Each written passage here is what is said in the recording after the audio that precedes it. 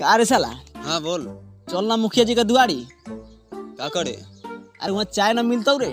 अच्छा साला जीत गए हो तो कुछ ना खियो तो पार्टी उटी ना करता का। चल चल चल, चल।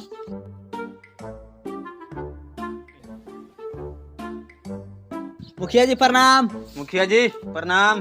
प्रणाम प्रणाम। का रे साला?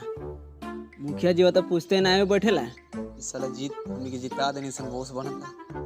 साला अपने टोला से वोट ना मिलता रे एकरा। हाँ अपना घर से 8 को वोट दिवाए। अरे पूछते हो चाहे ना पूछते हो, बैठ ना अपने चाय मंगाता हूँ साला। बैठ बैठ।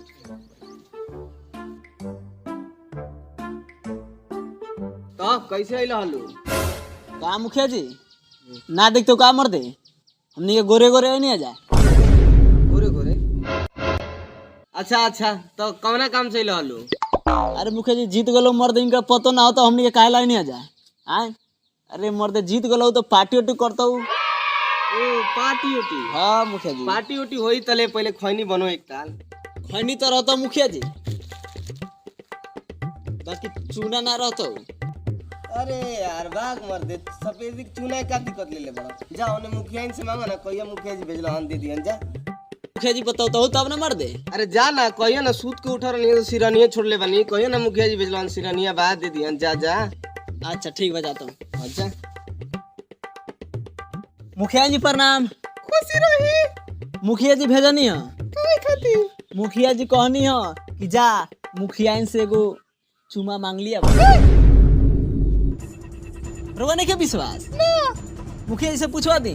कुछ नहीं तो। मुखिया जी हां भेजले बनी दे दो। कहनी हुआ के ये कैसन है कि हमके कुछ भेजे खाती दे दे। दी हम जाए जल्दी। आई आई आई। मुआ, मुआ, मुआ। अरे मुखिया जी एकरा के बोलते मुखिया जी हमके देबे नहीं करता हूँ। काहे हो? तो जो रो जो ते मांग के लिए जो कहिए कि मुखिया जी भेजला जो मांग के लिए तो बोलता हूँ सिरानिया हुए। मुखिया इन खचर हो गइल बिया, साला हमार बतिए नहीं के मानत, केहू के भेजे तनी तो देते नहीं खे। मुखिया जी कहनी है एगो चुम्मा दे के। मतलब विश्वास नहीं के। अरे मुखिया जी मुखिया इन तो देते नहीं खी। अरे तारा ना बुझाला, ई करो के भेजनी आ ऊपरो के भेजनी, अरे दे दो एक के सामान में 20 वाली भेजी। तारा बुझा नहीं कि हम अपन काम हम धंधा छोड़ के तारा लग ले खाती दे ना दो। मेहरारू हो कि हइले ना हो। हां देख ली ई पूरा महंगा हो गई आई रे। मेहरारू इतना खचर या जब ले ओकरा 20 वाली ना बोले न, जब ले देबे ना कर देलक ही। अरे हाँ देलक है, लेकिन मुखिया तो एकदम दिमागे से पैदल बारी। अरे ओकरा कभी गाड़ी पे घुमाओ तनी तनी दिमाग आवता। अच्छा मुखिया जी हां तो ये बताता हूँ कि पिछला बार भी तू जीतल रहलू हाँ अपना पंचायत से। आ का विकास कोइल रहलू आ अब की का करबू? अरे यार तू नहीं जानत, 6 नंबर वार्ड में जब हम जाई नु तो हमें इतना इतना पानी लग रहे। आ जइया स्कॉर्पियो किल्ले बनी, अब एको ठोप पानी ना लगे। का मुखिया जी खूब विकास कैलो मर दे। इतना विकास तो साला कोनो पंचायत का विकासो कलो ना होता। का मुखिया जी तो आगे तो हर का प्लान रहता? आगे यह प्लान बनू के स्कॉर्पियो किन लेनी है तो पानी अब नहीं खेलागत। यही 10 नंबर वार्ड में तनी दूर पर ईटा करन बा, सोचा तनी कि प्लेन किन ली, हेलीकॉप्टर। एको ठोप गदगी ना लगी, खाली हम उड़ले जाए उड़ले आए, उड़ले जाए उड़ले आए, उड़ले जाए उड़ले आए। यह तो प्लान बा। वाह मुखिया जी वाह, राउर सोच एकदम परफेक्ट बा। तो ऐसा सोच रही तबे अपना पंचायत के विकास होई। एकदम परफेक्ट बानी रौरा। रौरा जैसन तो मुखिए नहीं जवार में।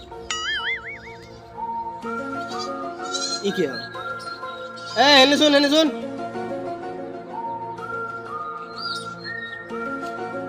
कहाँ घोड़ा खानी सीधा लगाम ले चल देता रहो। मुखिया इनके लगे और कहाँ? क्या करे? अरे साला ई करे? अरे मोहर मरवावे। ओहो मोहर मरवावे। हाँ तो 2000 रुपया लागी। 2000? हाँ वो कौन ची के? कौना नंबर वार्ड के हुआ? 7 नंबर। देखता रहे चला 7 नंबर वार्ड से कितना वोट मिलल बा।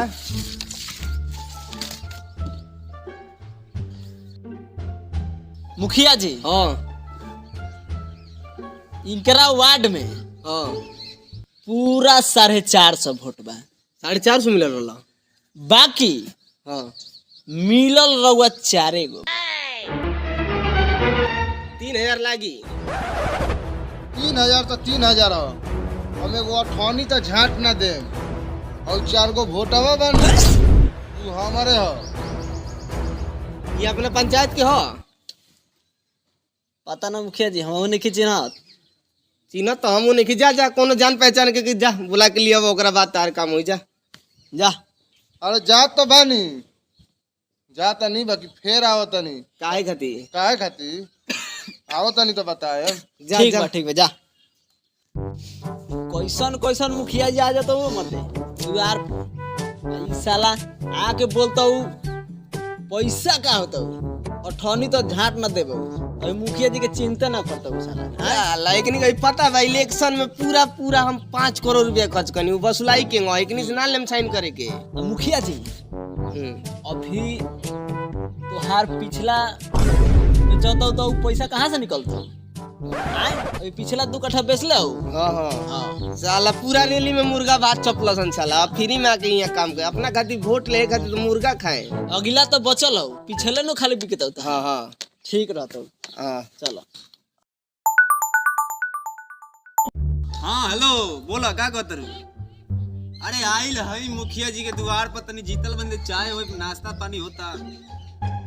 अच्छा भुला गइल बा। अरे वही तरह के नहीं है। अच्छा रोका आवत तनी तो दे तनी रोका आवत तनी मुखिया जी हम।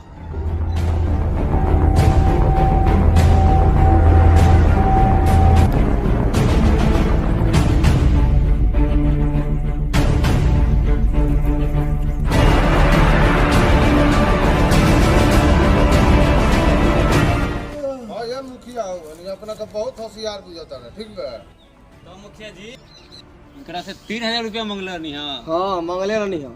काहे रोरा के वोट ना दिल रहन। वोट तो दिले रहा लेकिन हमारे पीछे के जो बेचाइल बा उ के न निकली। पीछे के और का बेचा गेल बा। 2 कट्ठा बेचनी है तो इलेक्शन में खड़ा बनी हो तो रैली में गई रहा लोग तो मुर्गा भात चपलक लोग जब न वोट हम दिला रउआ रैली में ना गई रहनी तो ई साला वोटो नहीं खे दिले। और 4 गो हमरे वोटवा हो। तू चिन्ह तरह इनका के कौन नंबर वार्ड में इनकर घरवा बा। कौन हमरे बा तार घर बताओ मुखिया जी के। रे मर्दे तोहरो को बोला ली ने तू हमरा के ना खचिन हो। अरे तो हमरा ई पता बा थोड़े है कि तू कौन में बाड़ा। अरे इनका के बताओनी है 7 नंबर वार्ड में हमर घर बा। हाँ तो मुखिया जी ई 7 नंबर वार्ड में बाड़ा तो 3000 लागी। माने रौरा मुखिया बनल बानी समाज सेवा करे खातिर के अपन सेवा करे खातिर। अरे भाई जितना खर्चवा हमार लागल बा इलेक्शनवा में उतना आ जाई जब नु समाज सेवा होई। पूरा पंचायत के लूट ले लूटे के बात होता ना तो उहे नु बात बा। माने लोग ए जी आई तो एगो मुहर मरवा के 3000 हैं एगो फॉर्म भरे को तो 6000। अरे मान लो पूंजी लगा के नु बैठल बानी यार। पूंजी कौन सी तो कीनले बनी 2 किलो की यहाँ के बिजनेस कैले बानी। तो रौरा सब देख रहल बानी कि आजकल के मुखिया के काम पैसा लगा देता लो वोट में एकदम मुर्गा खिया खिया के वोट ले लेता लो आ पब्लिक से 3-3 हजार एगो एथी भरे खातिर लेता लो। तो मुखिया जी आई है कैमरा के सामने एक कैमरा में लिया तो बोली अब कहीं 1000 लेता नहीं तहे में ला जाए या शर्माए वाला कौन बात बा। भाई हम 2 कट्ठा अपन बेचले बनी तो 3000 रुपया लेतनी लोग के मुर्गा भात खियनी तो उ वोट देलक तो उतना जितना लगेले बनी उतना कमाएम जब नु समाज सेवा करेम। दुकानदार लोग अपन पूंजी में घाटा लगावेला कि हम लगाई। हाँ तो रौरा सब देख रहल बानी कि यहाँ के मोहर मरवाए खातिर 3000 मांगत तनी। अब मुखिया जी एगो बात बताई इंदिरा आवास पास करे खातिर कितना मांगे। 5000 रुपया तो लग जाई खाली कागज बनवाए में। ओकरा बाद मान ली कि 20-25 हजार रुपया एने ओने क के मान ली टोटल खर्चा 30,000 रुपया पड़। अच्छा तो अपना सब पैसा का करम रौरा।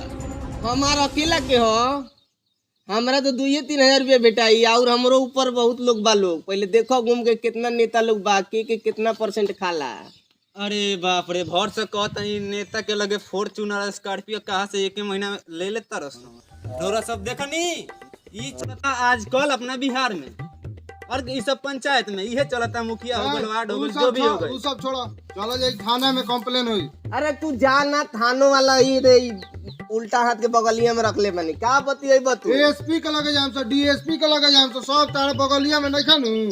तब पैसा फेंक तमाशा देख, जा जा निकलो। अरे ठीक बा, जा 3000 देबा तो साइन होई ना तो निकलो। अरे मत ना साइन करो, देखो अब ड्रामा तार लगाओ तनी की। अरे चला जा, जौन उखाड़े कोई मुखिया जी का उखाड़ लिया। जा पाँच का ढेर मत चला बतियाओ। चला मीटिंग खत्म। थोड़ा सब देखा तनी कि जो मीडिया वाला के कोनो इज्जत उज्जत नहीं के, ये जब मुखिया जी होको चाहे केहू होको, सब जना पैसा घपे लेके फिर में बालो इहे लोग के का बताई हम। ऐसा अपना बिहार के हो गल बनू के 3000 देबो तो मुहर माराई, 10,000 30,000 देबो तो पास हो। ये बताई जे गरीब हो कि ओकर का होई। 30,000 रुपया कहियो दे पाई ना कहियो ओकर घर बन पाई। तो हम दीपक सूरज कैमरामैन के साथ अरोरा सब देख रहल बानी SDR भोजपुरी कॉमेडी के तरफ से जो सारा टीम बा। तो आगे देखी मुखिया जी के का होता, किंग रेलाई होता। हमारा चैनल से जुड़ा रही, तब तक के लिए धन्यवाद और आगे अगला वीडियो जस्ट में।